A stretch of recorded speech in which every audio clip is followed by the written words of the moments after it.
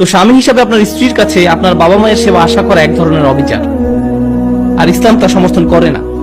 এমন কোন নীতিও দেয়া হয়নি এ ব্যাপারে। কিছু মানুষ জিজ্ঞেস করে, কিন্তু আপনাকে তো আপনার স্বামীর আনুগত্য করতে হবে, সে যাই বলুক না কেন। এটাও সম্পূর্ণ সত্যি নয়। আমরা কোনো মানুষেরই এতটা বাধ্যগত নই যে সে যাই করতে বলুক না কেন তা করতে হবে। আমি আমার বাবা মায়ের আনুগত্য করতে পারবো না তারা যা বলবে তার সবকিছুর ব্যাপারে। আমার বাবা মা যদি আমাকে স্টুডেন্ট লোন নিতে বলতেন, যা সুদের ভিত্তিতে দেয়া হয়, আমি এটা করতে পারি না। এতে আল্লাহর অবাধ্যতা রয়েছে। আর এমন হয় মাঝে মাঝে যে আপনাকে সম্মানের সাথে আপনার বাবা মায়ের অবাধ্য হতে হবে, কারণ তারা অযৌক্তিক কাজ করতে বলছে। এরকমও হতে পারে আপনার বাবা মা আপনাকে বলছেন লোন নিতে, যা সুদের ভিত্তিতে নেওয়া হচ্ছে না, কিন্তু তিনি আপনাকে এমন ব্যবসায় যেতে বলছেন যার ব্যাপারে আপনি নিশ্চিত যে আপনার বেশ ক্ষতি হবে। আপনি নিশ্চিত জানেন যে এই ব্যবসা কোনোভাবেই চলবে না, অথচ তিনি চাইছেন আপনি আপনার জীবনের সব পুঁজি সেই ব্যবসায় ঢেলে দিন। সেই মুহূর্তে আপনার বাবা মায়ের কথা না শোনা তার অবাধ্যতা নয়। এভাবে ভাবলে চলবে না।